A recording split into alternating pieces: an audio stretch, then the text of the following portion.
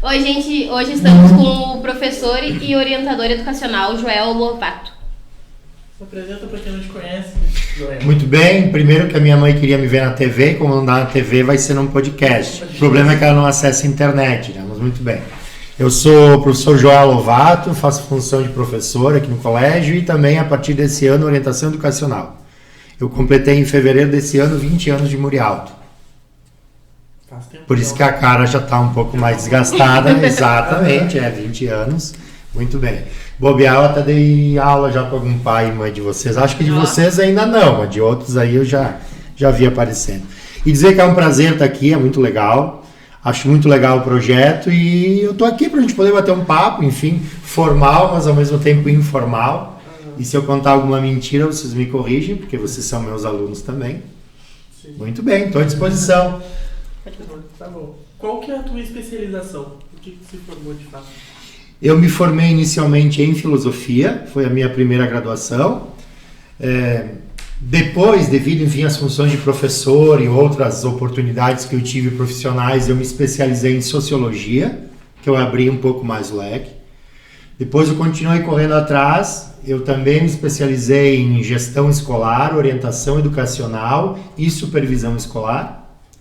E nesses últimos 2, 3 anos eu completei na verdade já, 2 outras especializações. Uma foi psicologia escolar, que eu me formei há uns 2 meses mais ou menos, e estou me formando agora na sequência, mais 1 mês ou 2, MBA em administração de processos, que era uma área da administração que eu não tinha ainda, e eu sempre gostei de administração.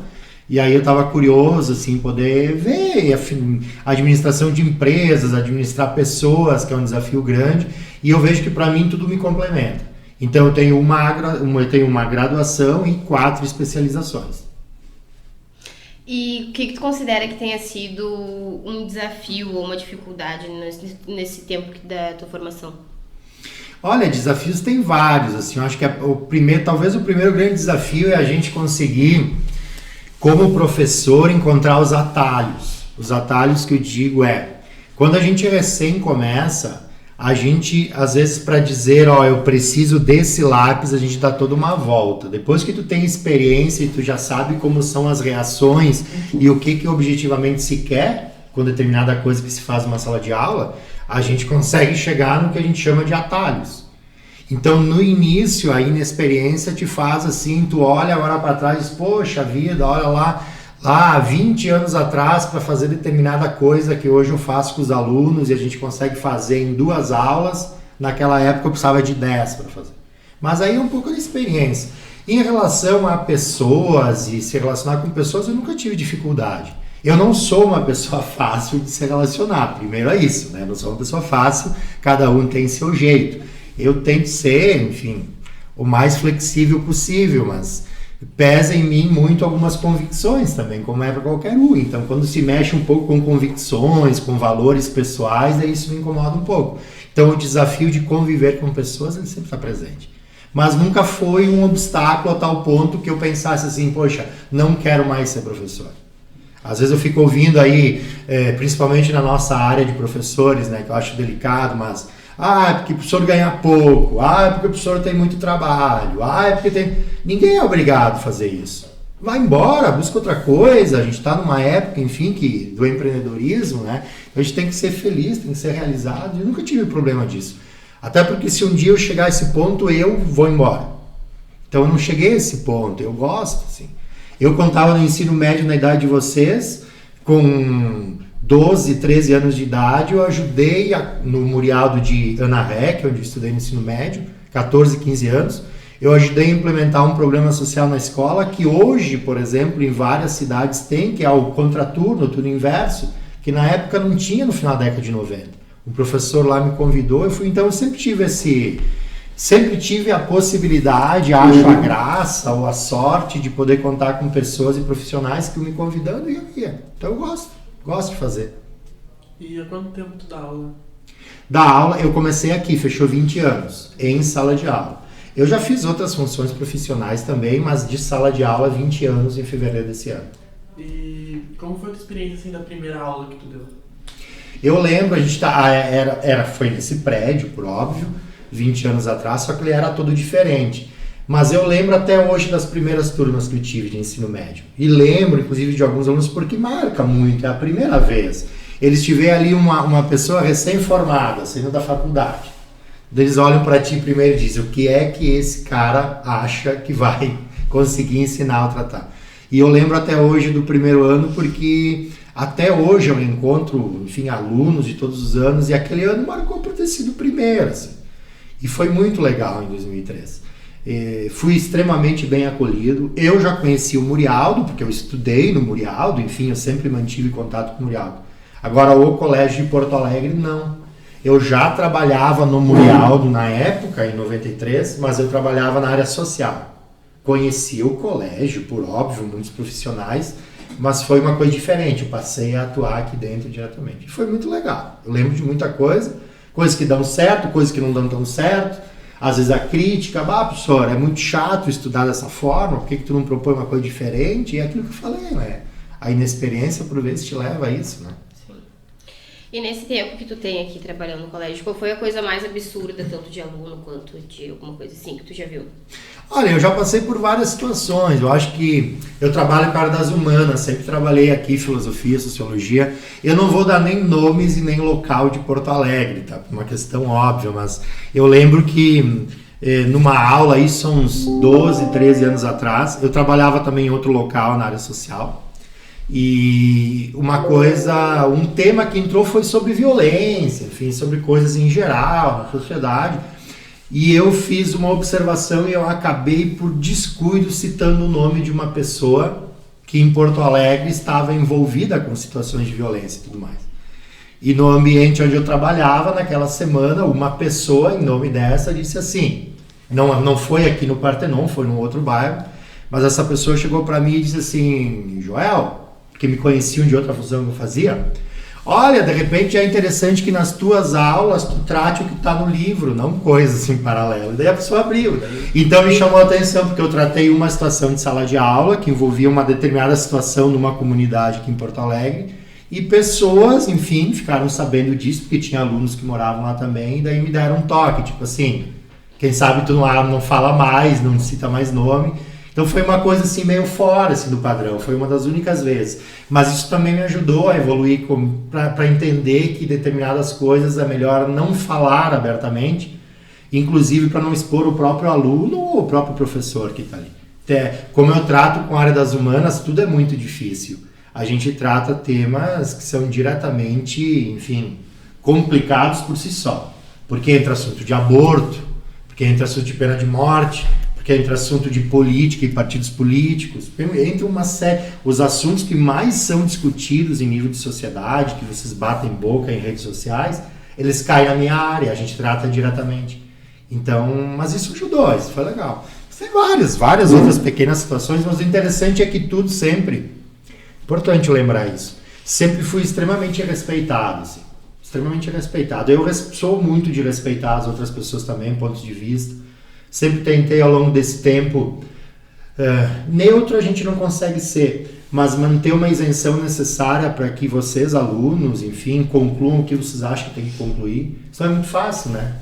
Tá lá como aluna e eu digo para ti que pena de morte é certo, pena de morte é errado. Então é muito fácil.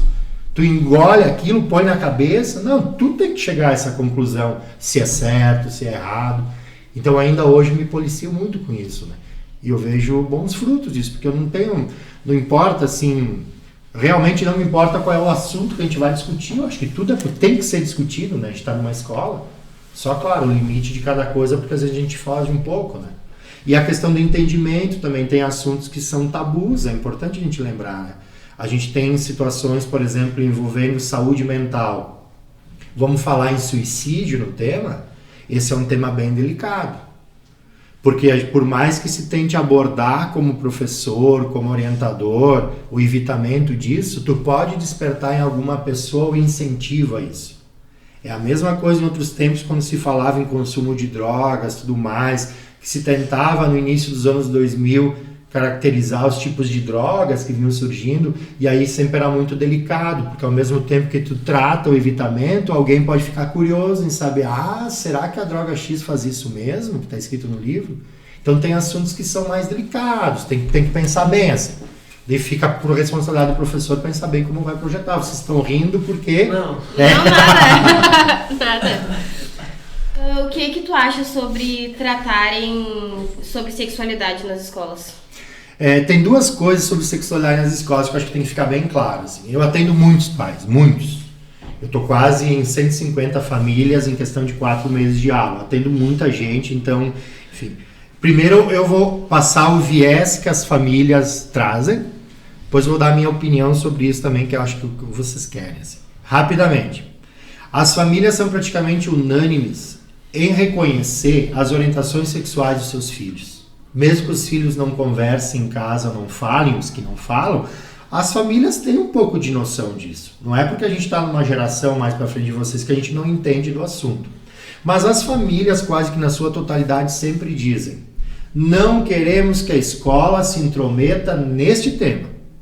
O meu filho tem que ter a liberdade para saber, enfim, pensar, se descobrir, independente da situação que ele passe. Isso é uma questão.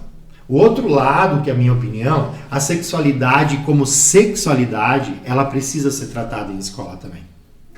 Sem excluir os agentes oficiais de algumas coisas. Por exemplo, primeiro, sexualidade não é só relação sexual. Primeira coisa. A voz, os pelos que crescem no corpo, o desenvolvimento do nosso corpo orgânico, o ciclo menstrual, tudo está dentro da questão da sexualidade. Só que nós ainda temos uma cultura a ser superada, falou em sexualidade, falou em relações sexuais, que também mas não só. Outra coisa importante também, a gente está vivendo um momento mais radical de discussão de temáticas. E a sexualidade, ela está no meio disso. Por quê? Porque se a gente pegar os últimos 15 ou 20 anos no Brasil, na questão político-partidária, os partidos políticos, eles meio que abraçaram algumas causas. Então hoje, por exemplo, a grosso modo, no geral, tá? Me corrijam se eu estou errado, a impressão que dá é assim: se tu te pronunciar contrário a qualquer coisa que não seja heterossexual, tu é de direita. Se tu for favorável, tu é de esquerda. Entende? Tudo, e os partidos políticos, eles fazem esse movimento porque convém a eles fazer esse movimento. Assim eles angariam votos e angariam nichos de pessoas, enfim, que pode ser votado. Mas voltando à tua pergunta, eu sou favorável que o assunto seja tratado, mas o assunto da sexualidade na sua totalidade. Se é para fazer só um recorte específico, de novo, a gente pode cair num outro problema, né? De incentivar a gurizada aí de 6º, 7º, 8º anos a ter relações sexuais desde já, fazer isso, fazer aquilo, que não é a ideia. Mas, de novo, esse assunto é debatido no Brasil no mínimo há 20 anos. No mínimo há 20 anos existe uma discussão sobre tratar desse assunto diretamente em sala de aula. E veja, passaram 2, 3 gerações de lá até aqui. Até agora essa discussão foi. A sexualidade hoje ela é tratada em algumas das temáticas que a própria sociologia e a filosofia trata, ou até em temáticas de história, quando entra alguns movimentos históricos. Em biologia, alguma coisa de ciência, porque daí entra o corpo humano, mas uma área específica, só como se fosse um itinerário formativo. Sexualidade. Isso não, enfim, ainda não se tem. E o interessante é que se tu procurar pelas escolas, a nível de Brasil, também é raro que tu encontre alguma coisa sobre isso. Mas é algo que tem que ser amadurecido. Vocês são uma geração nova, quem sabe daqui 4, 5 anos, vocês como professores ou lideranças, começam a tratar algumas temáticas como obrigatórias. Como tem hoje. Português e matemática é obrigatório.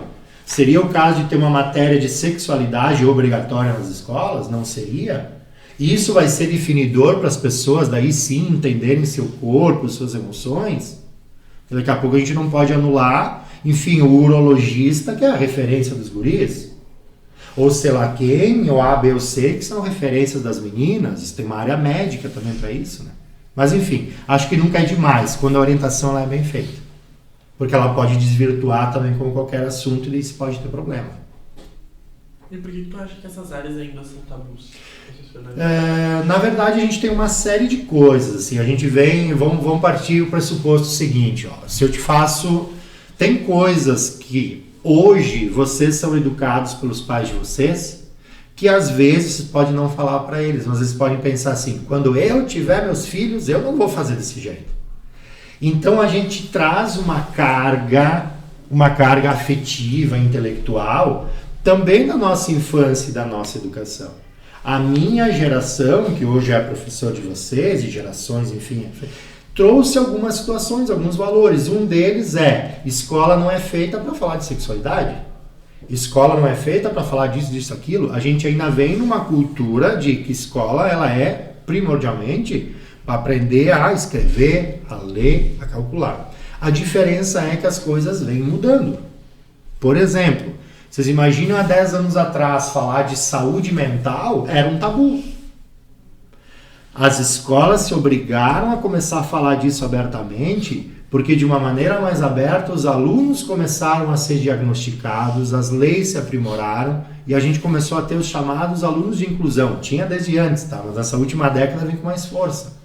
Então hoje tu tem um colega autista, tu tem um colega com TDAH, tu tem um colega daqui a pouco com síndrome de pânico. A geração de vocês começou a tratar um pouco melhor desse tema.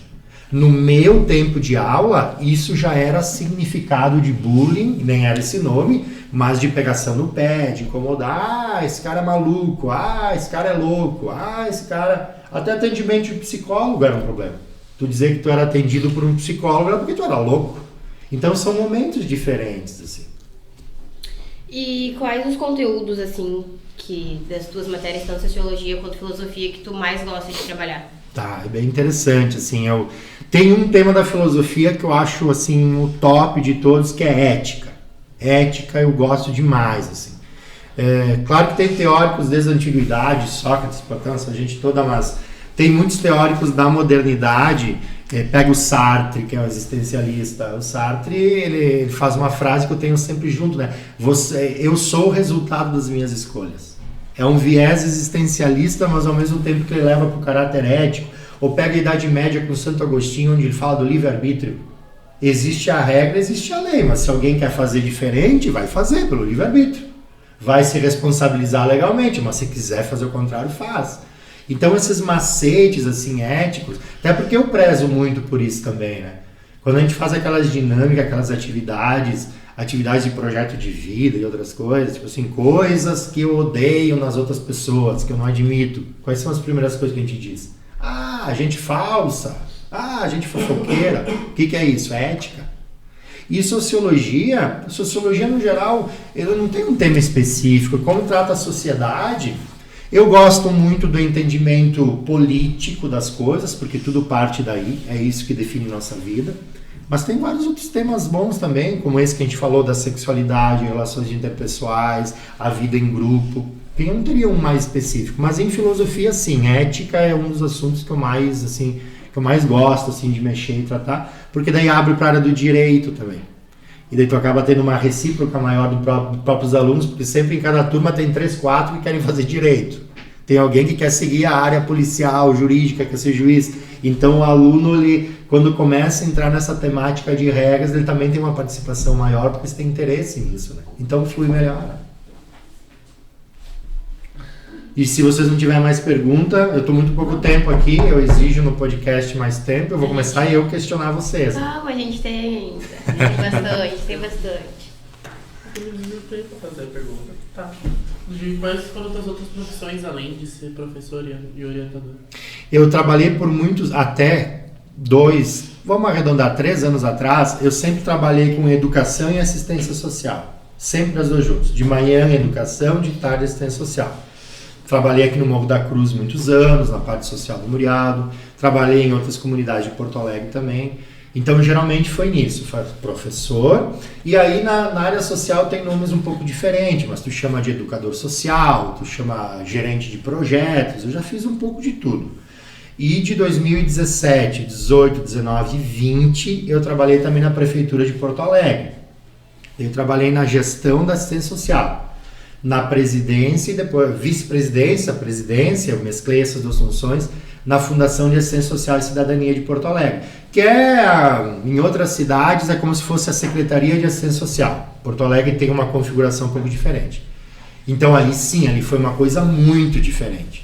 Por mais que eu já tivesse experiência há mais de 20 anos em área social, estar à frente como gestor público, como referência, foi uma experiência assim bem diferente, muito enriquecedora, mas muito assim de perder saúde nisso, porque por mais que tu organize, se movimente, faça, os problemas eles estão presentes 24 horas por dia.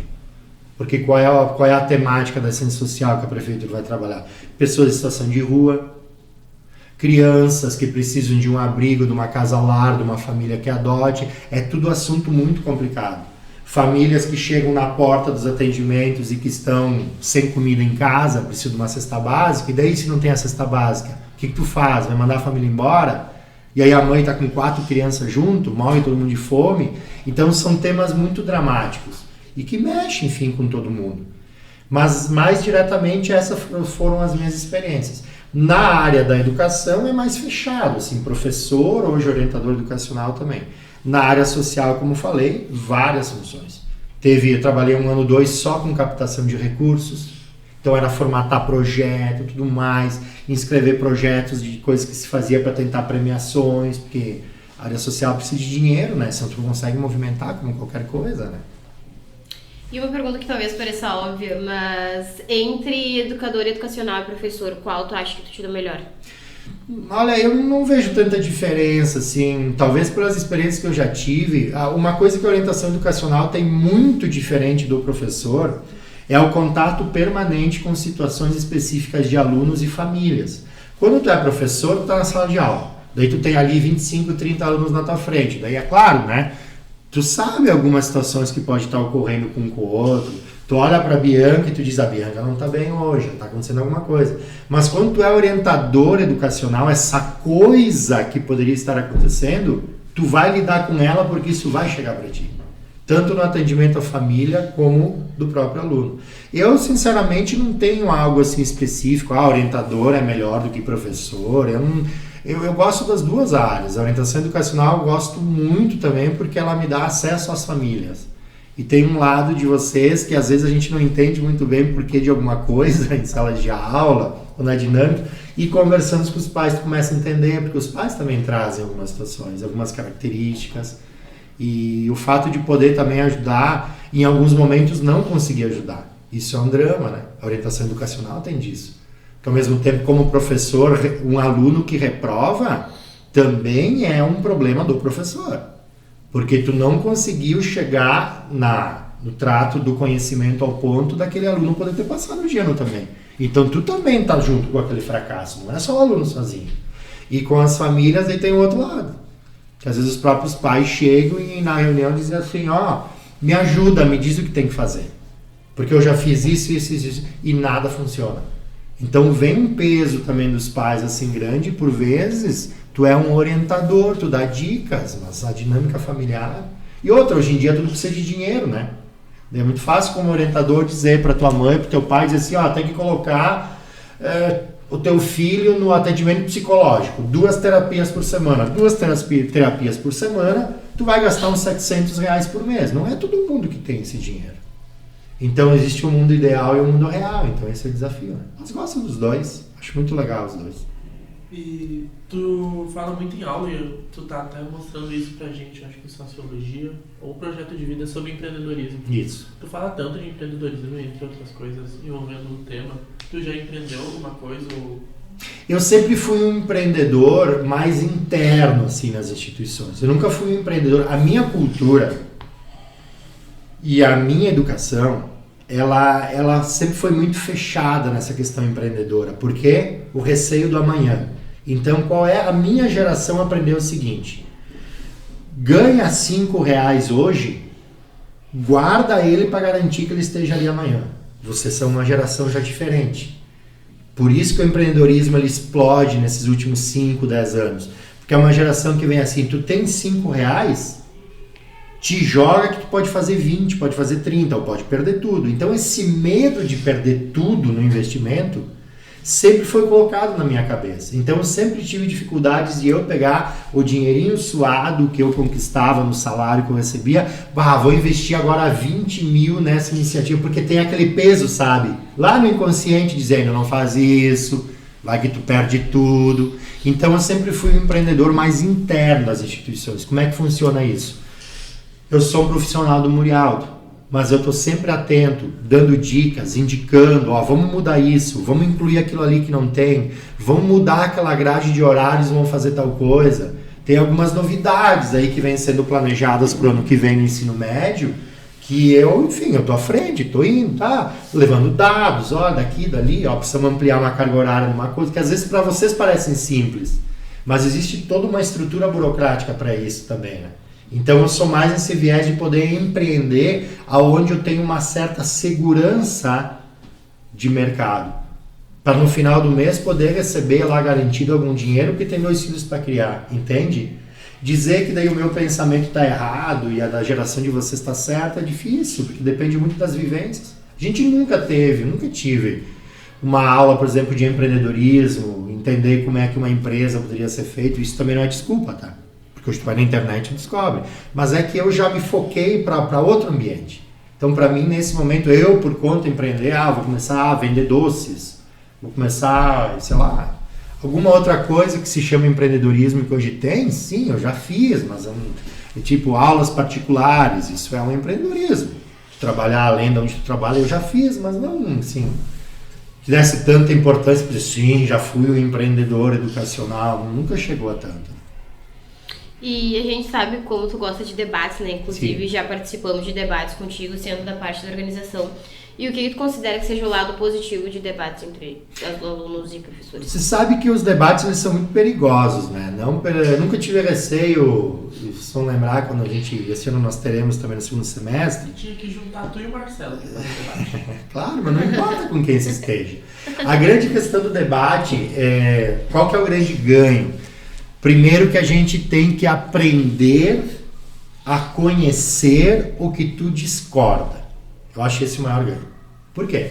Vamos pegar esses exemplos mais banais, mais corriqueiros de debate. Liberação do aborto no Brasil, ou liberação da maconha no Brasil, como é no Uruguai. Se eu sou a favor da liberação, para eu conseguir fazer um debate, eu sou obrigado a saber o ponto de vista do que vai ser contrário a mim, porque senão na hora ele pode me dar um argumento e eu não me preparei para isso. Então saber o outro lado, isso ajuda a afirmar a tua verdade, o que tu defende. E segundo que é um treino muito prático. Falar em público hoje, não conseguir se expressar em público, é o primeiro passo para a gente se ferrar nas empresas, no emprego que a gente tem que conseguir se comunicar, a gente tem que conseguir falar.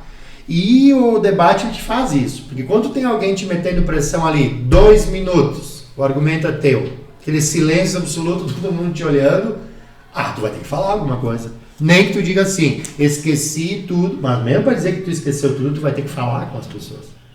E o outro lado também, né? Tem sempre os dois lados. Tem colegas, pelo perfil, pela personalidade de cada um, que tem mais dificuldade. Então percebam que mesmo que nós fizéssemos 3, 4 debates no ano, teriam alguns colegas que não conseguem estar à frente, mas ajudam pra caramba no bastidor.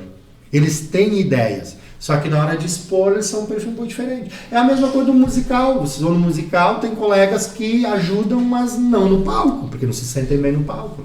Então eu acho que o principal ganho é isso, né? A gente aprender a olhar o outro lado também e entendendo o outro lado, eu firmar o lado que eu defendo. Isso é importante. Quando tu estudava ainda, tu estudou sempre no Murialdo? Sempre, até então, quinta série, que era a primeira, quarta, quinta, depois mudou para ano, eu estudei numa escola pública, estadual, lá de Flores da Cunha, bem no interior aí, próximo a Caxias. A partir da 6ª série, que seria 6º ano hoje, até o final do ensino médio, eu estudei sempre no Murialdo. Murialdo de Caxias? Isso, lá de Caxias. Não do centro, mas do de Anarrec. Fazenda Souza, que tinha o ensino fundamental primeiro, 6ª, 7ª e 8ª série, agora não tem mais. Depois no colégio de Anarrec, daí o ensino médio. Sim. Tu sempre teve facilidade com filosofia? No geral, sim, eu sempre tive facilidades de humanas. Na verdade, como vocês fazem ainda hoje, a gente sabe, eles me pagavam para fazer redações, né, para os colegas, né? Porque eu ia super bem, eu tinha uma desenvoltura e eu não tinha problema. Eu tenho essa facilidade, enfim, e tu me dá um tema, eu rapidamente vou te fazer um texto ali, então eu cobrava com X, né, porque eu queria comer. Então eu fazia a redação, os colegas me davam um X em troca. E tem colega por aí que eu já descobri que está fazendo também, né? 20 anos depois continuam recebendo comida para fazer as redações. Então, de certa forma, tu imagina, a professora te dá, e não estou dizendo que isso aqui é o certo, tá? Antes que alguém já me mande alguma mensagem. Mas o que acontece? É uma questão de treino no cérebro, né? A professora te atribuiu uma redação, tu vai fazer uma redação. Tu imagina que eu tinha vezes que eu fazia de 5 a 6 redações com o mesmo assunto e ficava uma completamente diferente da outra. O que tu tá fazendo no cérebro? Treinando relação de conhecimento, de assuntos, de épocas históricas, e isso facilitou. Então, as humanas eu sempre tive facilidade. As exatas foi um problema, assim. Eu até a 8ª série da época, minhas notas mais baixas no boletim de todas eram 9,5, 9, assim, raramente. Quando entrei no ensino médio, sei lá, sabe aquela revolta sem muita explicação? Eu abandonei as exatas. Adoro, tenho professores que até hoje eu encontro, nunca foi problema com o professor, nunca tive. Sempre me dei bem com todo mundo, só que algumas matérias eu não queria. Química, eu não vou estudar química, e não porque eu não conseguisse, eu até conseguia, mas de propósito eu não fazia. Aí explicações para isso é aquela coisa, né? Enfim, é difícil de explicar, mas são fases. Hoje me faz falta? Claro que faz falta. Às vezes uma coisinha simples, tu lê um rótulo de um produto no mercado e tu não sabe o que significa aquilo porque tu perdeu as explicações de química ou de biologia nas explicações ali de característica de produto. Enfim, depois o cotidiano de alguma forma ele te cobre. Mas as humanas sempre foram minha área. Assim. Sim. Foi tu que fez a área das exatas do simulado? Sim, mas lembrando que o primeiro simulado nós íamos fazer, estava programado 1 no ano. E as datas permanecem, eu não passei para vocês ainda, mas é em outubro, porque é véspera efetivamente do Enem do 3º ano e esse ano também das provas da URGS que foram adiantadas. Mas aí nós estávamos em aula, principalmente aí com os segundos anos, e aí numa das turmas, enfim, alguns colegas disseram, por que a gente não faz? Porque é um simulado. Não, mas tem um programado. Tá, por que a gente não faz logo um no primeiro semestre? Então foi tudo muito rápido. Então eu fiz um acerto, enfim, com todos vocês, segundo e 3º ano, que eu faria um movimento muito simples, que qualquer um poderia ter feito, mas eu fiz porque tem que ter alguém para organizar. Eu iria na internet, juntaria as questões referentes que tivesse a ver com características do Enem e montaria uma prova. Então, óbvio, nesta primeira eu fiz uma coletânea da internet e falei para vocês, enfim, dentro do top 5, do segundo semestre já é diferente, porque a gente já está alinhando em parceria com o Positivo, que é o sistema dos livros. Então, virar num outro formato, que é importante também. Esse primeiro posso dizer que é um pouco mais light, esse simulado, né? Porque eu peguei as questões que geralmente caem, vocês sabiam diretamente, se desse uma boa estudada nas provas ao longo da história do Enem, provavelmente alguma pergunta seria aquela. Já o segundo semestre vai ser bem diferente. Mas eu pus uma na de amanhã das exatas que eu sei, é só a última de matemática. E não adianta receber a prova e ir direto na última, porque eu falei que é fácil. Eu disse que pelo menos eu tinha que saber fazer uma, né? Aquela eu sei fazer. Cálculo de área, aquela eu sei calcular e eu sei a resposta. Mas outras é um problema. E ainda falando no simulado, o que tu acha que seria o lado mais importante do simulado para os alunos? Primeiro que há de novo, vocês não são culpados, não é culpa isso, mas óbvio que sempre existe a preocupação na nota. É natural, os pais sabem o que vocês estão fazendo, daí a pergunta é, tu tirou quanto no simulado? O total, fizeram um recorte dessa vez de 800 pontos. De 800 pontos, tu tirou quanto? 200? Como só 200? Neste primeiro, eu não vejo como importante a questão da nota em si. Eu vejo que o Enem ele trouxe um novo jeito de se fazer as coisas. Tanto o formato de pergunta, como também o tempo de fazer as perguntas. O que para mim é mais importante? Como tu lida com as 2 horas que tu tem, com as 5 horas que tu tem, com as 4 horas que tu ficou. Olha alguns exemplos da semana passada. Teve aluno que 12:40, quando fechou 5 horas, eu retirei a prova. O aluno estava na metade da redação passada limpo. Ele já tinha feito a redação, ele fez todas as perguntas, mas a distribuição dele no tempo, ele se perdeu em algum momento. E por incrível que pareça, isso acontece demais no Enem, desclassifica muita gente. Tu sabe da matéria, só que a estratégia que tu usa é errada.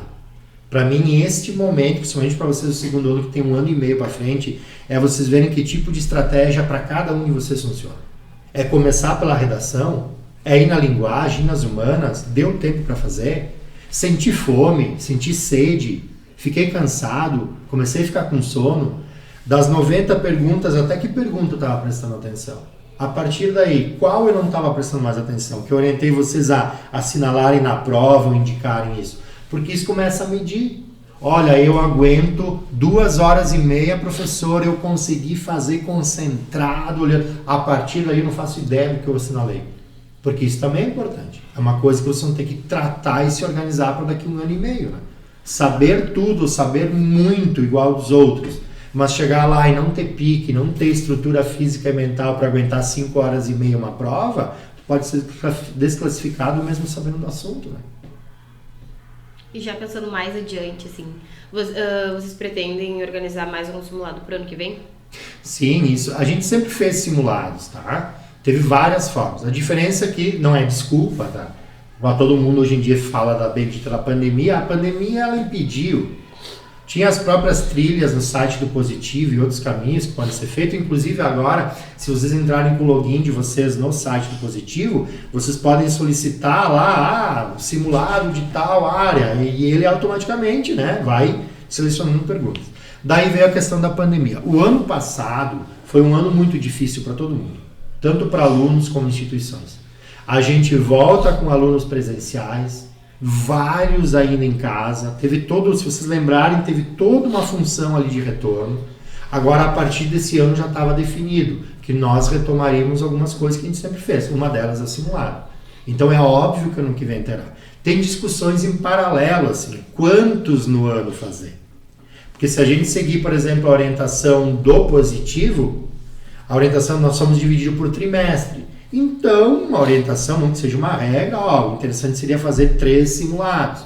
Só que daí se a gente coloca provas de simulados, que são extensas. Vocês ainda têm as provas de todas as áreas da FGB de vocês. Daqui a pouco a gente não consegue nem parar 1 minuto numa aula para poder estar estudando e debatendo e fazendo as coisas. Né? Porque vocês ficam permanentemente em provas, daí isso é complicado. Né? Mas certo, já para o ano que vem, 2, um no primeiro e um no segundo. Salvo que vocês queiram mais um, a gente põe mais um, também mais 2 simulados. O mais fácil é montar simulado, o problema é fazer, né? Tu quer 3, Bianca? 3 Tanto faz. E vocês foram bem no simulado ou foram mal? Na visão de vocês. Eu falei que a nota não era importante. Eu fui bem. Eu consegui fazer num tempo mais ou menos. Eu vou mostrar para vocês depois. Claro, tem que fazer a de amanhã ainda, porque tem que somar as notas, mas eu vou mostrar o panorama de cada turma. Não vou botar dos segundos e terceiro, porque tem gente que não quer que apareça nome, enfim, tá tudo certo, não tem problema. Mas eu vou colocar mais ou menos as médias gerais, assim. Vocês estão há 1 ano e meio de efetivamente fazer o Enem e os vestibulares de vocês, e aí a gente vai fazer um apanhado, mas tem que esperar a prova de amanhã. Porque alguns, olha ali, professor, eu fui tão mal na primeira, que adianta? Mas daqui a pouco tu foi mal na primeira porque era linguagens humanas. Tem muita gente que foi um pouco, levando em conta a nota, foi mal na semana passada, mas vai super bem amanhã. Porque o cérebro tem raciocínio lógico na matemática, e daí a prova de amanhã é tudo que a pessoa quer, né? Porém tem o outro lado também, né? Tu não saber exatas e natureza, é só chutando, né? Tu vai fazer o que ali? Tu não tem as fórmulas, tu não tem calculadora, tu não tem tabela periódica, tu não tem coisa nenhuma e tu tem a pergunta na tua frente. Então pode ser, na outra teve gente que ficou às 5 horas fazendo, talvez amanhã não se chegue a isso. Porque se tu sabe o que demora o cálculo, mas enfim, cada um pensa de uma forma. Ana, tu quer fazer alguma pergunta? Tu tá fora da câmera. Aqui tem várias assistentes, aqui tem todo um staff aqui. Não serviram nada que tem nos podcasts, porque eles explicaram cerveja, bebida alcoólica, um monte de coisa não podia ter, eles não. Inclusive nem água. Por que água não também? O Murialdo vai patrocinar? Olha ali, ó. Mesmo que patrocine, não pode. Não pode. É proibido. Muito bem. E no mais, e qual é a expectativa de vocês com o podcast? Pensam em seguir carreira na área? Não é carreira que se fala, mas já estão pensando pela experiência, quem sabe eu crio um canal? A gente já tem um canal. Tu segue o nosso canal? Qual deles? Esse aqui. Não, esse aqui sim, mas eu estou dizendo depois que termina o ensino médio, porque cada vez mais essa questão da tecnologia está batendo, né? Sim. Quanto custa hoje para ter um podcast em casa? Vocês não sabem, né? Não é nada, né? Viu? É empreendedorismo. Tem que ir lá na sala Maker, que o Patrick tem experiência, e pedir, ó, base de cálculo hoje para te botar uma boa máquina ali de computador para poder gravar, um bom microfone e tal. Hoje também não é barato, né? É a lei da oferta e procura, né? Como tem um monte de gente fazendo. Mas é muito bacana isso. Talvez ninguém de vocês siga nessa lógica de questão de informática, de mundo digital, mas a experiência que se tem é muito interessante. De novo, no meu tempo não tinha isso. Vocês têm a oportunidade de ter, né? Tu falou que já tem projetos para o ano que vem, coisas novas para o ensino médio. Tem alguma coisa nova que tu pode contar? Claro que não, tem que esperar, óbvio que não, né? Claro, a base do ensino médio é o ensino médio. Mas nessa discussão toda, por exemplo, de FGB, itinerários, esse ano vocês estão vendo, tem muito itinerário, tem pouco FGB, vai chegar lá o vestibular. Então isso a gente já está tratando, tem algumas novidades, né? Itinerários continuarão existindo, mas o que diz respeito a cargas horárias, até alguma coisa que num tempo existia mais carga horária, a gente está pensando em uma outra situação aumentar novamente. Então tem algumas coisas. Mas a base, gente, por mais que se invente, ensino médio é ensino médio. A parte, o ano que vem, como terceiro ano, vocês têm que se preparar, porque não é fácil. Tem a pressão pessoal para dar conta, pressão familiar, mesmo que indireta, porque querem que você se dê bem, passe no vestibular. E no meio dessa loucura toda, a cabeça de vocês já está na faculdade, mas vocês ainda estão de corpo presente aqui, precisam tirar 7 em cada matéria. Então costuma ser um ano sempre muito puxado. Vocês têm que ir devagar e se preparando para isso, e a escola está aqui para ajudar também. Diga, Ana, agora vai falar uma voz do além que ninguém enxerga, pode falar. Pode aparecer na câmera. Não precisa. Pode sim. Eu sei falar. Chegou em nossos ouvidos que tu já teve interesse em ser padre. Sim, pra nós isso daí. Exatamente. Quando eu entrei no Murial do EM Fazenda Souza, eram aqueles antigos seminários. Vocês nem sabem o que é isso, porque hoje em dia nem mais tem. Mas eram seminários. Que na verdade tu com 11, 12 anos, tu não tem, claro, noção se tu vai ser padre ou não. Mas era um espaço formativo, de formação realmente, e que tinha o viés para ser padre. E eu fiquei, enfim, um tempo, eu fiquei nessa lógica de estudar, por óbvio, pela idade eu fazia os estudos normais, mas também tinha formação orientando para ser padre. Mas eu acabei saindo, enfim. E quando eu saí, faltavam ainda 10 anos de formação. Então é bastante coisa, porque ainda faltava toda a faculdade de teologia, que eu não tinha, 2 anos de magistério, tem todo um escalonamento, não fica... É bom, fica padre, é bom, parece uma maquininha, né? Tu não se torna, não fica um padre do dia pra noite. Eu tô ali, eu sou um leigo, hoje eu sou casado, enfim, por N motivo, sei lá, vou dar um exemplo aqui, me separei, não tenho filho, quero ser padre agora. Daí eu vou ali no Padre Joacir, quero ser padre. Entra, faz um curso de 1 mês e tu passa padre. Não dá. A Igreja Católica tem todo um regramento para isso. São anos e anos de estudo de preparação. Mas sim, inicialmente sim, mas eu era ainda adolescente, enfim, criança. O Patrick também tem uma pergunta. Era lá em... Fazenda Souza. Onde hoje é o hotel. Onde hoje é a pousada, o hotel lá em Fazenda Souza, isso mesmo. Você estudou no Murial de Ana Rec. Isso, Murial de Ana Rec. Ainda é o Neri lá, é? Não, ele tá lá na Neri, hoje ele é o SOI. Isso, mas eu não fui aluno dele, porque como eu comecei, eu fiz o fundamental em Fazenda Souza, onde hoje é o hotel, e o médio em Ana Rec. E ele dava aula pro fundamental. Mas ele já estava lá, sim, ele já estava por lá. Na época ali, eu reencontrei essa semana que vieram aqui numa reunião, mas o padre Raimundo era o diretor, enfim, várias. Por isso que eu conheço bastante deles também, porque eu vivenciei muito essa questão do Murial. Eu trabalhei em outros locais também, como eu falei para vocês, mas eu nunca abri mão de manter o meu vínculo com o Murialdo. Me sinto extremamente bem. É a minha segunda família, assim, minha segunda casa, que tem tantos problemas como tem outras escolas também, instituição, por óbvio. Mas eu digo que hoje 80%, 90% do que bem ou mal consegui constituir na minha vida de questões materiais, me estruturar como pessoa, minha família, óbvio, mas eu devo ao Murial do resto, porque foi onde tive toda a minha formação, onde tive minha primeira oportunidade profissional como professor, depois atuei em outras coisas, então eu tenho um carinho muito grande. Mas sempre também tenho noção que nem sempre tudo dá certo, né? Às vezes as coisas não dão certo. Mas o importante é que é tentando acertar que a gente erra, às vezes, como professor, como direção. Às vezes tem alguns que querem propositalmente errado, e isso é um problema. A gente sabe que tem uma ligação direta com o Grêmio Estudantil e tem Sim. a interclasse, Sim. sim. E o que tu acha que a gente vai conseguir fazer ou não? Então assim, ó, bem objetivamente, o interclasse em dados, tá? Em dados. Dos últimos 10 que foram feitos, independente dos anos que foram feitos, 9 deu algum problema. Problema de relacionamento. Porque assim, ó, se eu venho aqui e digo para vocês, vamos fazer um interclasse e vamos se comportar, todo mundo vai dizer, sim, professor, pode deixar, nos outros tempos deu problema. Na hora que apita e tu tá com a tua turma contra a outra turma, não tem, todo mundo quer ganhar. Daí a minha pergunta que eu faço é assim, ó, nós somos uma instituição que preza pela educação, é um colégio. Do que adianta fazer um interclasse que depois tu vai ficar 1 ano ou 2 mediando relações de conflitos por causa de um jogo de handebol ou futebol que ficou dito pelo não dito, pessoas que não se falam, não se olham mais no corredor. Não tem por que a escola fazer isso. Não tem por que fazer.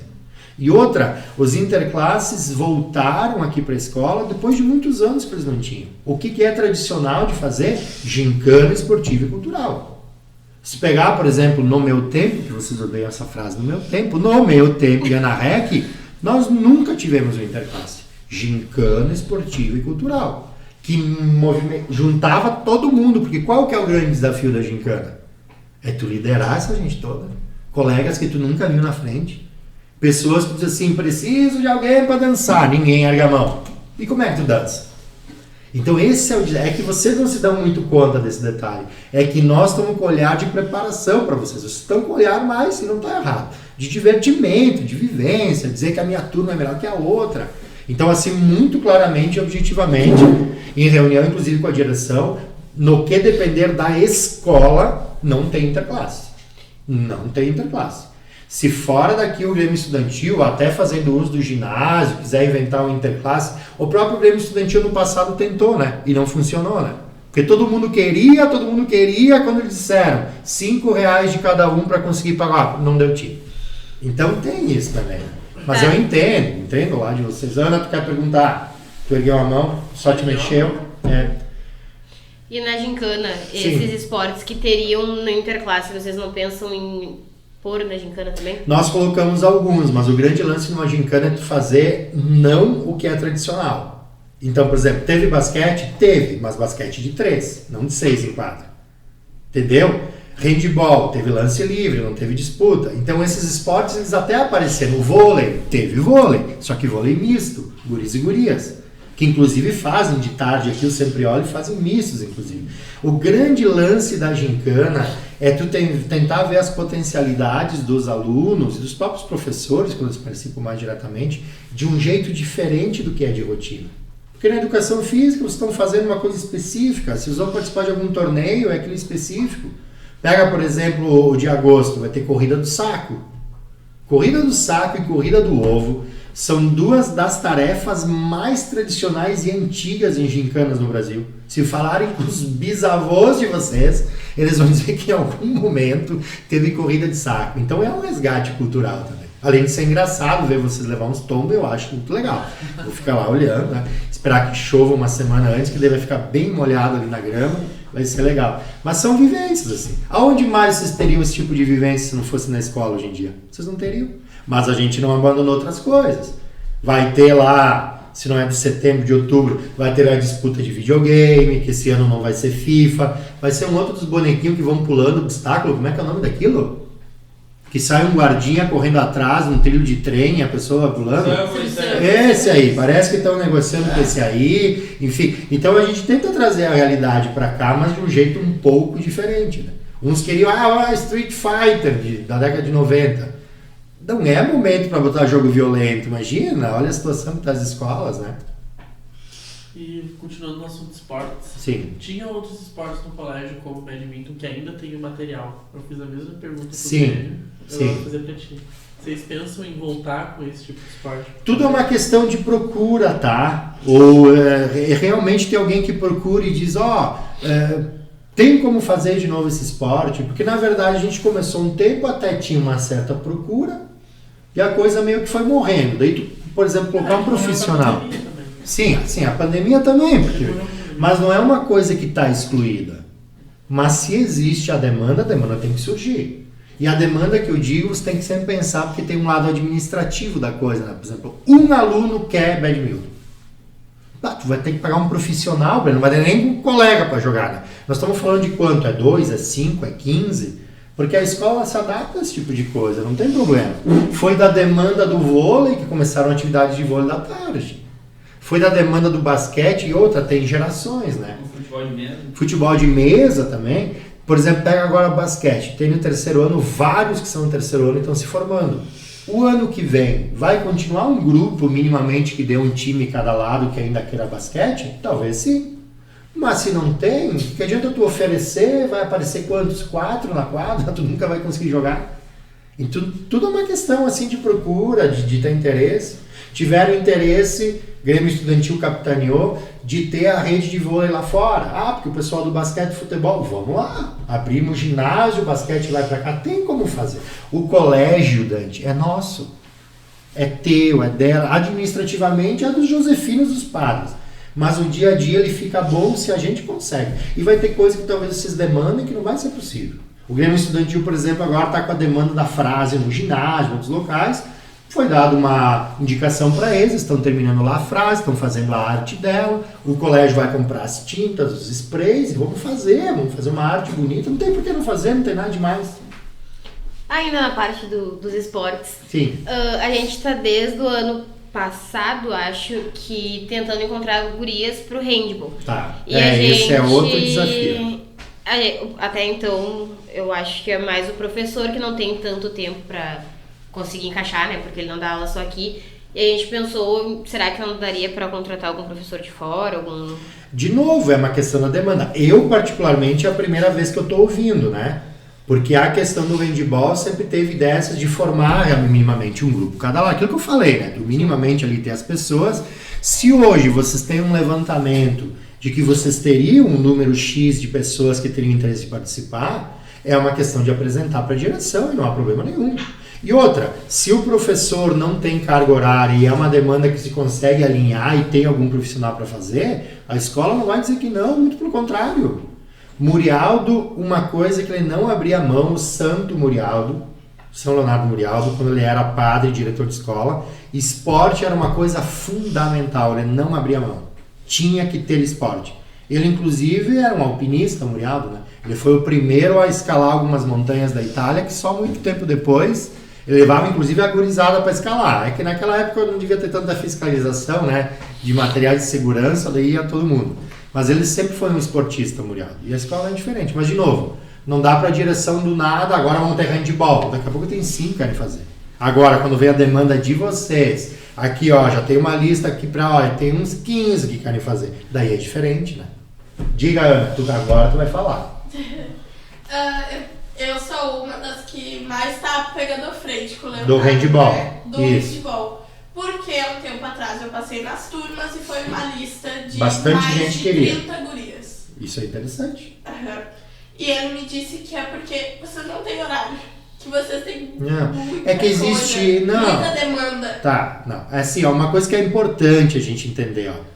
O professor, e não é por mal, o professor, ele vai falar da ótica onde ele está estabelecido. Você fizer essa pergunta para o professor, de repente ele pensou na carga horária dele e disse, bom, não tenho como botar isso aí também.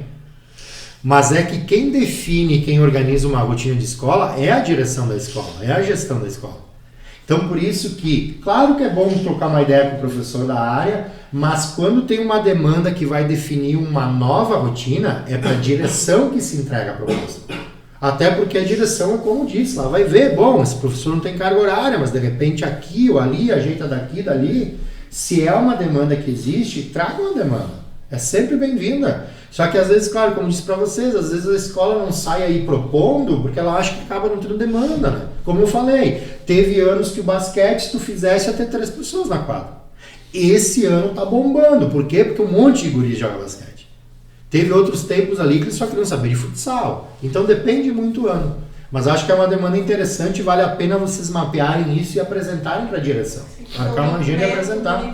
E outra, logo depois das férias, ali na sequência, não se precisa esperar o ano que vem. Se é algo que se consegue já estar estruturando, a gente faz. E outra, a gente tem um diretor que eu elogio, não porque eu sou funcionário, não preciso disso, mas eu elogio porque o padre Jovacila é uma pessoa extremamente objetiva. Se ele vê que tem viabilidade, que tem como fazer, ele vai dizer, nós vamos alinhar, vamos dar um jeito. E se ele vê que administrativamente, por horários, isso, aquilo, não tiver como, ele dirá na hora, olha, neste ano, infelizmente, não vai ter como pôr, nós vamos pensar para o ano que vem. Então, vocês têm um diretor muito objetivo nisso, que vale a pena vocês explorarem, conversar, né? Em questão... Tu se considera uma pessoa paciente? Sim. Né? Sim, eu me considero uma pessoa paciente, por mais que eu sou mais introspectivo, eu sempre fui uma pessoa bastante tímida, aparenta que eu não sou tímido, porque tanto tempo de sala de aula, de lidar com o público, automaticamente, enfim, tu vai falando, tu não tem mais problema, uma coisa ou outra, mas eu sempre fui uma pessoa mais reservada, assim.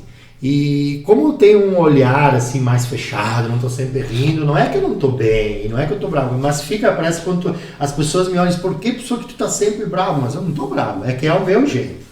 Eu me considero uma pessoa mais paciente, até porque a minha função me obriga a isso.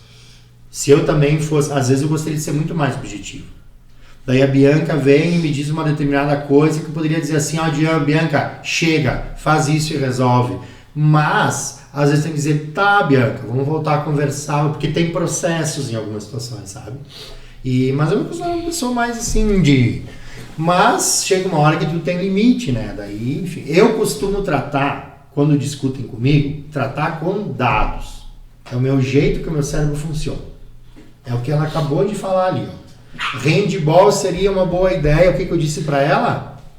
Traz a estrutura, a ideia. Seria bom para quantas pessoas? 30? 5? Tem que tratar com dados.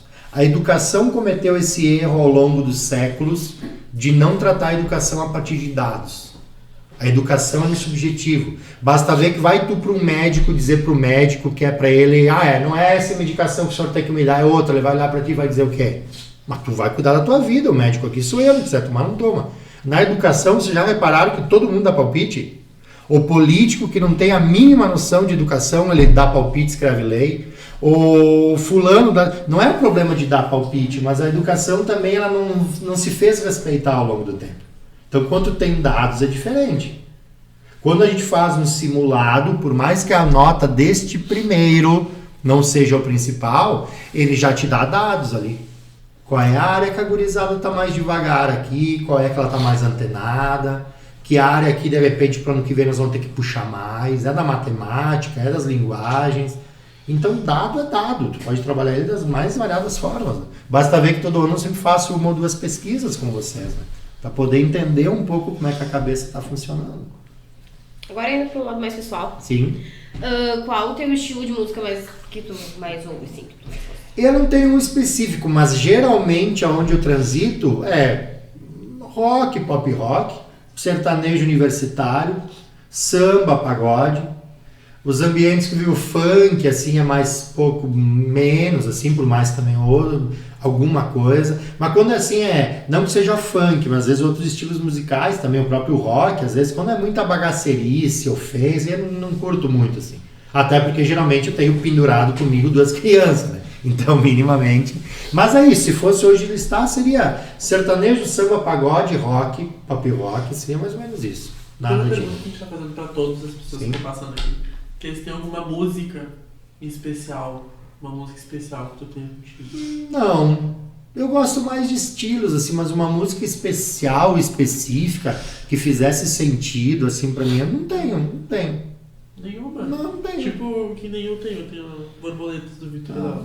Não tem nenhuma música não que... tenho. Eu acho que são momentos diferentes. Se eu ouço uma música da década de 90, que era do meu ensino médio, a minha mente me leva para o ensino médio, essa música que tinha, tal, eu com os meus amigos fazendo um churrasco, uma coisa ou outra. Mas assim, uma música que marcou a minha vida, não tenho.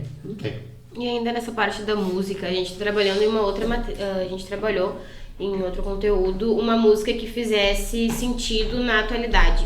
E tem alguma música que tu acha que descreve exatamente como tá o mundo hoje, ou tu acha que não? Eu acho que tem ela não é tão atual, Mas não lembro agora se é do Skank ou Jota Quest ou é Preciso Saber Viver, é de quem? É do Jota Quest, né? Eu acho que é bem o que precisa hoje como orientador. É preciso saber viver. E isso é muito difícil. Eu vou voltar a um assunto que é extremamente delicado e caro para nós. A saúde mental está pegando de um jeito que, se a gente não souber viver, a gente não quer mais viver.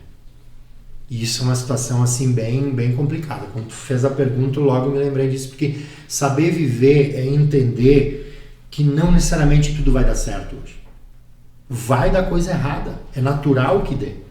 Mas se eu sei viver, eu tento, eu me esforço e eu consigo me movimentar em alguma situação que não deu certo. Daí tu pede pra tua mãe pra ir numa festa na sexta-feira, daí ela não te deixa por N motivos. E daí tu te revolta, daí tu fica depressiva, daí tu perde o fim de semana. Daqui a pouco, se tu sabe viver no processo, pô, recebi um não, gostei, não gostei, na próxima eu quero ir. Mas daí tu já te antena pra próxima, o que é possível ser feito porque na próxima eu esteja também? Então, mas isso não é fácil. Como eu falei pra vocês, existe o mundo ideal e o mundo real. O ideal, hoje, nós precisamos saber viver. Nem de mais e nem de menos com as coisas. Mas ficar sonhando, tema da redação, ditadura da felicidade, nas redes sociais, vamos aplicar para outras coisas. A ditadura da felicidade em todo momento, que está todo mundo sempre sorrindo, como aparece no Instagram e sei lá onde, e a gente sabe que não é. Lá são momentos, são recortes do dia. Às vezes o dia foi uma desgraça, mas teve um momentinho feliz com os amigos, que o colega foi lá, fez a foto e pôs no Instagram, daí tu olha ali, a vida maravilhosa que esse colega tem, a minha tá uma desgraça, e às vezes não é. São recortes da vida. Então, uma música eu colocaria, tem tantas, né, mas é preciso saber viver. Porque se a gente não conseguir, pelo menos tentar aprender como se vive, é mais fácil dizer que é melhor não viver. Isso é bem delicado. Eu fiz também algumas perguntas pra Kaleide sobre o Chico. Tu tem 2 filhos? Tenho 2 filhos. Tenho um de 9 anos e um de 7. Tem 6, vai fazer 7 agora em setembro. 2 guriza. Foi muito difícil a adaptação de ter agora 2 crianças pra cuidar? Assim, muda radicalmente. Assim, muda com filhos. Claro, alguns pais poderão dizer, eu também tenho filhos, os pais estão assistindo, não mudou tanto assim. Eu vi uma diferença muito grande. Por exemplo, assim, quando tu não tem filhos, tu tem uma rotina de vida, seja tu a pessoa com quem tu estás, tu não tem uma dependência, como é que eu posso dizer? Tu não tem um olhar do cuidado, mas é tu e a outra pessoa. Daí se os dois tiverem afim, 7 horas da noite, hoje, segunda-feira, vamos para um barzinho na Cidade Baixa, no 4º distrito, vamos tomar um chopp, vamos comer uma batata frita. Quando tem filho, tu já tem que repensar 5 vezes. Que ambiente tu vai, que hora tu vai, tem tema para fazer, não fez. O uniforme não secou ainda e amanhã tem aula. Tem coisas da rotina que tu passa a viver por aqueles que dependem de ti. E aí muda as tuas definições, ambientes que tu vai. Tá só tu e a pessoa com quem tu convive. Tem um show, sei lá onde, lá não sei o quê. Vai ter 40 mil pessoas, vamos pro show. Daí se tu não tem com quem deixar os filhos, tu leva os filhos juntos. Dependendo do show que com bebida alcoólica, com outras coisas que transitam, e tu tem 2 crianças em miniatura no meio de um show de 50 mil pessoas, tu até pode levar em algumas situações, mas não é a mesma coisa. Então nisso mudou bastante. Mas eu já falei isso, vocês sabem, quando tive o 2º filho, eu busquei a vasectomia.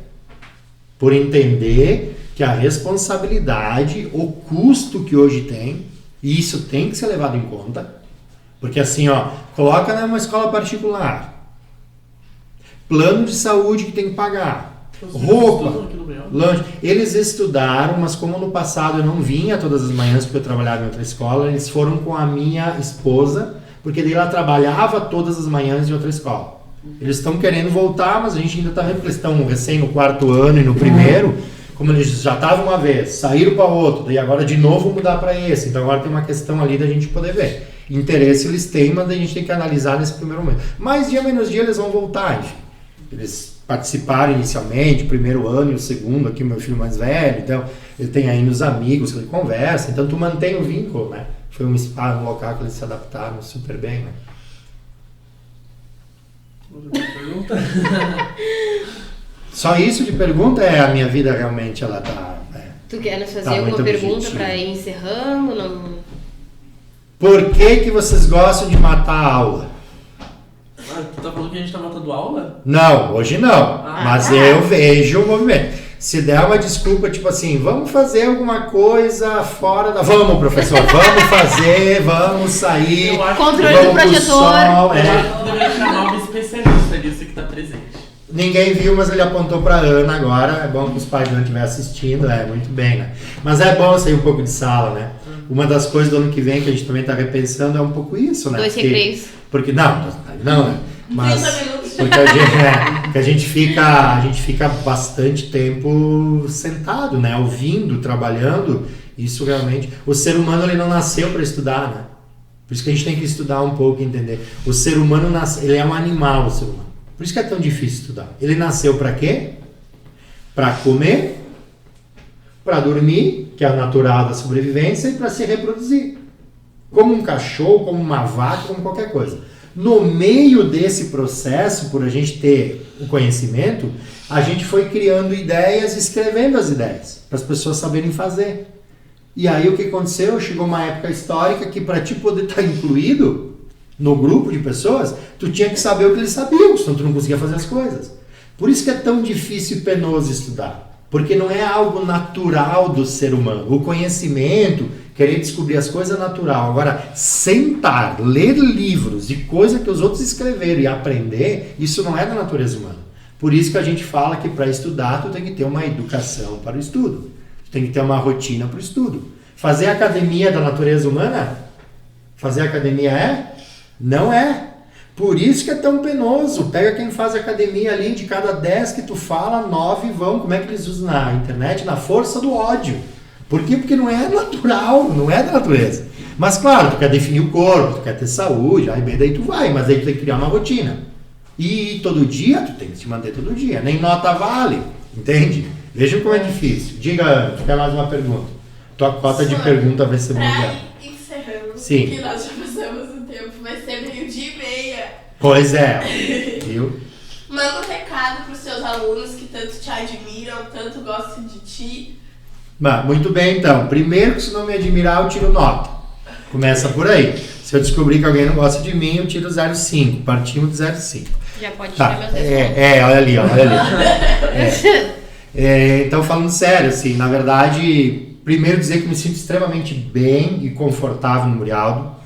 Não canso de dizer que vocês são pessoas assim maravilhosas. A questão de estudo é outra coisa, mas a questão de pessoas, eu não vejo maldade em ninguém de vocês que eu transito, isso é uma coisa super importante. Vejo, assim, caráteres muito legais, assim, com muita empatia, de viés de solidariedade, de viés de olhar, se dar conta do outro. Claro que no dia a dia vai dar algum problema sempre, é natural. Tu imagina tu tá numa turma convivendo com 30 pessoas, se em casa nós estamos em 4 já dá problema, tu imagina em 30. Mas eu acho muito legal. E dizer que tem que correr atrás, assim, não é nesse correr atrás no sentido que a gente vê em rede social, tipo autoajuda, mas tem que tentar se movimentar para tentar fazer aquilo que tu acha que tem que fazer, sabe? Eu já vejo gurizada, a idade de vocês já estão prevendo aí daqui 1 ano, 2, querer morar sozinho, alugar um lugarzinho para tentar fazer sua vida. Ou outros que não já decidiram, não vou fazer faculdade, o meu caminho vai ser esse outro aqui, eu vou morar fora do país. Eu acho que isso tem que ser alimentado. Claro que para os pais sempre é um choque, tá?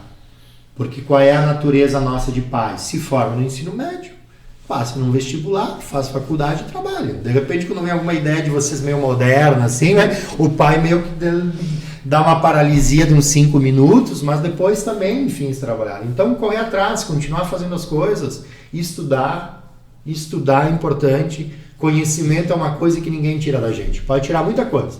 Pode tirar o dinheiro que a gente tem, pode tirar a casa que a gente tem, pode tirar tudo que vocês imaginar. Conhecimento está na nossa cabeça e você não tira. É é uma coisa que tu só ganha, tu não perde, tu só ganha. E o cérebro, até onde se sabe, não tem limite de aprender ainda. Então não dá nem desculpa que o HD é pequeno. Cabe tudo ali dentro. Tá bom? Sucesso para vocês aqui no podcast. Muito legal. Eu prometo que se for convidado ainda não vou ser mais. porque durou mais de hora esse podcast, mas podemos conversar e, de novo, podemos conversar com qualquer assunto, tá? Eu não tenho problemas em conversar sobre qualquer tipo de assunto, é só a gente marcar. E sucesso aí, muito bem. E quem curtir, assistir, ver lá o nome daí me avisa que eu dou um pontinho na nota. Boa, Joia. Olha lá, eu assisti. Daí eu vou fazer perguntas assim lá pelos 30 e poucos minutos para ver se a pessoa assistiu mesmo ou só pegou a parte Eu final. ganho 2 pontos, você ganha aqui também, porque a gente tá te entrevistando. Vamos ver, daí eles vão ter que ver a divulgação do vídeo. Eu ia assim, dizer vamos também, lá. porque estamos São os entrevistando assessores. divulgação. E o Patrick também ali, né, que tá nas redes sociais, ao invés de prestar atenção, mas vai Vai ganhar 2 ganhar pontos. 2 pontos também. Muito bem. Então, muito obrigado.